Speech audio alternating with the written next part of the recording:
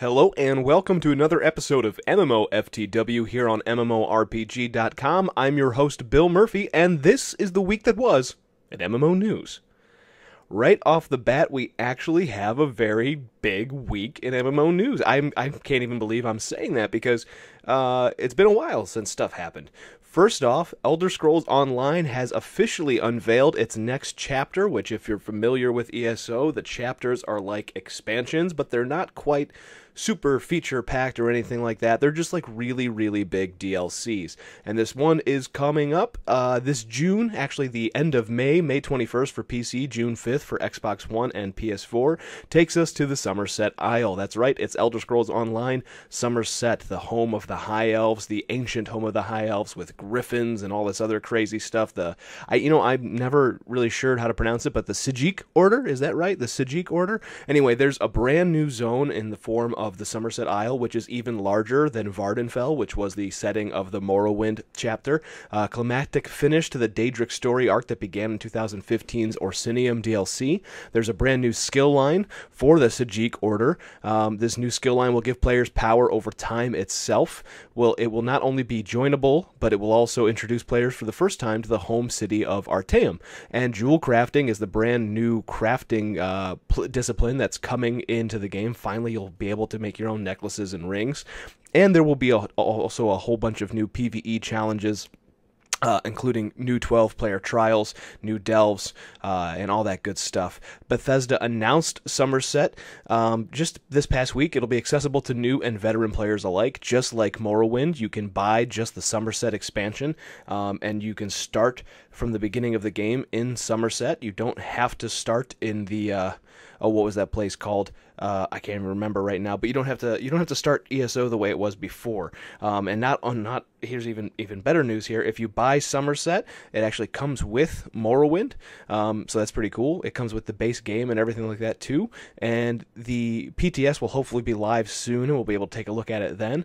But you can pre-order the game now, and you'll get a whole bunch of extra stuff, including a new Nightmare Senjay mount, which is like a Nightmare Panther, Nightmare Tiger, Nightmare Cat mount, and all this other stuff too. So definitely keep an eye out on MMORPG.com, because our own Matt Keith was there and did a preview and interview and everything like that, which we'll have for you hopefully soon. Probably the week of April, I think, is when we're allowed to release it. But don't tell Bethesda I said that. Don't listen, guys. Don't listen.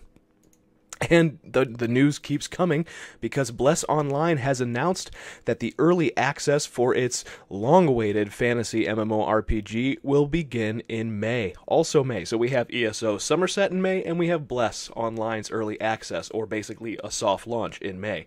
And not only will it begin in May, it's not going to be free to play like everybody thought. It will be buy to play, very similarly to Elder Scrolls Online, Guild Wars 2, although the base game of Guild Wars 2 is free, and of course Black Desert Online, which Bless is sort of drawing comparisons to, because Bless is sort of like the sand, or the theme park equivalent to BDO from South Korea and everything like that.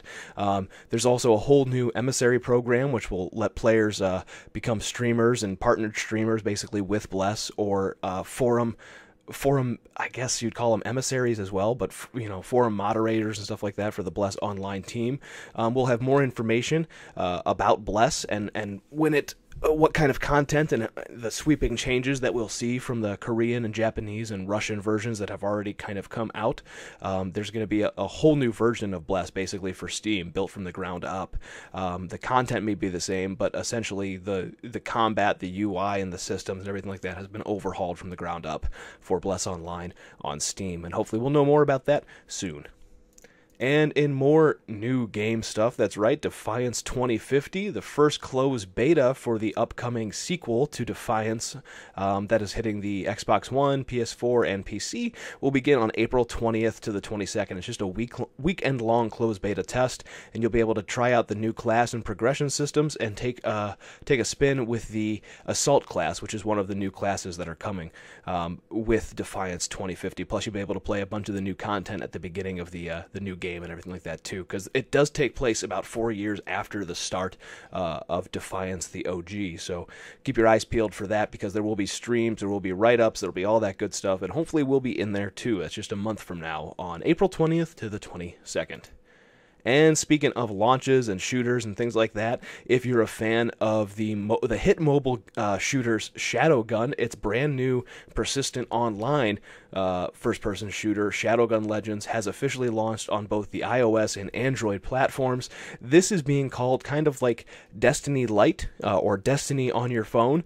It's got sort of the same setup, a bunch of heroes taking over the future world and fighting back against this nasty alien force and stuff like that. But it has kind of the humor of a Duke Nukem 3D, not just not the serious sort of space opera tones of Destiny.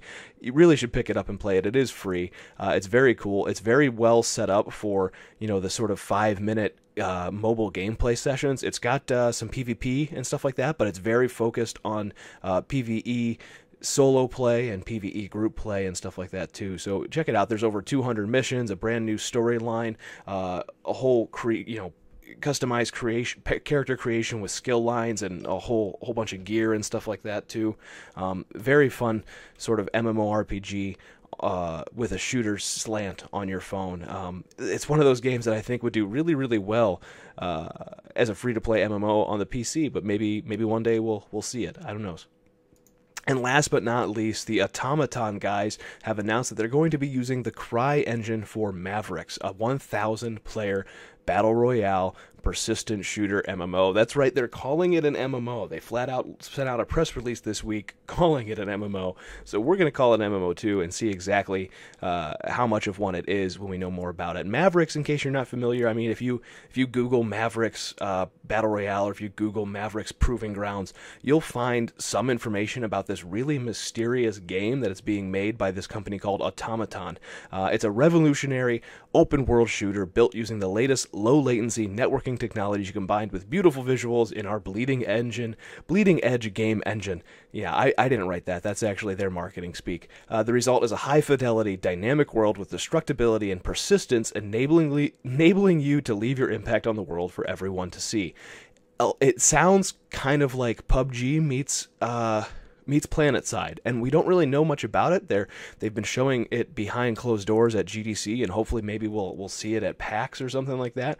But it sounds very promising. That's the best way to put it. I don't want to try to get too hyped anymore because we know where that leads, but it does sound cool. The fact that it's being built on the CryEngine means it's going to be absolutely beautiful, but it also means it could be an absolute beast to try and play on most systems. I mean, just look at for the instance, just look at the recent Kingdom Come Deliverance and how much power that took to run on the CryEngine. But the result was one of the world's most beautiful games. So maybe we'll get that with the Mavericks. Who knows? It's expected to launch in 2018, but we really still don't know much about it. So keep your eyes peeled, keep your eyes glued to MMORPG.com, and we'll keep you posted as we know more as well. That's it for this week, guys. I'm sorry that we didn't have one last week, but hopefully this week's chock-a-block full of news episode of MMOFTW has more than made up for it. We will be back next week, and hopefully the week after that we will be at PAX East, and we'll have some stuff to report on there as well. So thanks for watching. Don't forget to subscribe, hit that like button, and comment to do all that stuff down there, and let us know what you thought of the show, and we'll be back soon. Oh, and remember, don't let a bad pug get you down.